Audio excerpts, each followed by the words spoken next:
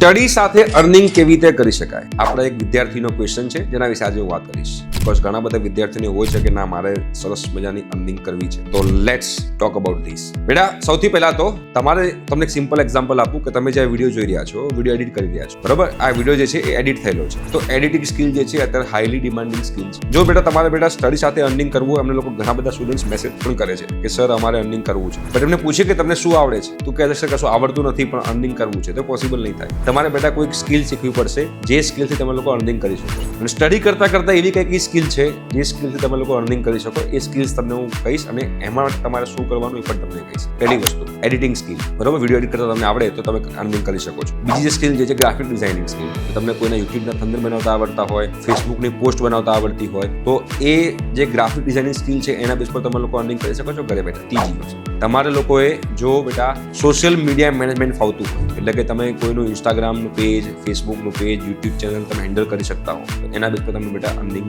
કરી શકો છો. એના પછી બેટા SEO આવે, સર્ચ એન્જિન ઓપ્ટિમાઇઝેશન. એટલે કે કોઈ પણ વ્યક્તિ જ્યારે વિડીયો મૂકે તો એના ડિસ્ક્રિપ્શન બોક્સમાં શું લખવું જેના કારણે યુટ્યુબ પર એ વિડીયો વાયરલ થઈ શકે યા તો ઇન્સ્ટાગ્રામ પર એ રીલ વાયરલ થઈ શકે. એને કહેવાય SEO, સર્ચ એન્જિન ઓપ્ટિમાઇઝેશન. એક આ છે ચોથી સ્કિલ જેમાં તમે અર્નિંગ કરી શકો છો ઘરે બેઠા. એના પછી જે છે પાંચમી સ્કિલ જે છે એ છે ડિજિટલ માર્કેટિંગ. બહુ જ બૂમિંગ ફિલ્ડ છે ડિજિટલ માર્કેટિંગ, જેમાં તમને નોલેજ હોય તો તમે લોકો એમાં ઇઝીલી અર્નિંગ કરી શકો છો. What is digital marketing? તો ફોર એક્ઝામ્પલ બેટા, તમે લોકો જ્યારે ફેસબુકમાં કે ઇન્સ્ટા પર રીલ જોતા હશો તો એવા ઘણા રીલ આવતા હોય છે કે ભાઈ અમારો વેબિનાર છે, નીચે લિંક છે, લિંક પર ક્લિક કરી તમે કરી શકો છો રજિસ્ટ્રેશન. તો એ ડિજિટલ માર્કેટિંગથી માર્કેટિંગ કરેલું હોય છે કે તમારે કયા લોકોને ટાર્ગેટ કરવા છે, કયા રિજનના લોકોને ટાર્ગેટ કરવા છે, તમારું બજેટ કેટલું છે, એ પ્રમાણે તમે લોકો એનું માર્કેટિંગ કરી આપો. That is called digital marketing. એની પણ અત્યારે જોરદાર ડિમાન્ડ છે. અને છઠ્ઠું જે છે એ છે તમારું ટીચિંગ સ્કિલ. તો તમે ટીચિંગ ફાવતું હોય એવી ઘણી વેબસાઇટ્સ છે જેમાં ટીચિંગ તમે કરાવી શકો છો અને ઓનલાઈન અર્નિંગ કરી શકો. કેવી રીતે કરવું? તો તમે જે પણ સ્કિલ શીખ્યા હોય એના રિલેટેડ તમે બેટા LinkedIn પર જાઓ. LinkedIn પર તમે ઘણા બધા લોકો મળશે, ત્યાં તમને તમારું પોર્ટફોલિયો, તમારું કામ તમે શેર કરી શકો છો. યા તો યુટ્યુબ ચેનલમાં મેલ આઈડી લખેલું હોય ત્યાં મેલ કરો, ઇન્સ્ટા પર કોઈ કોન્ટેક્ટ નંબર લખેલો હોય ત્યાં કોન્ટેક્ટ કરો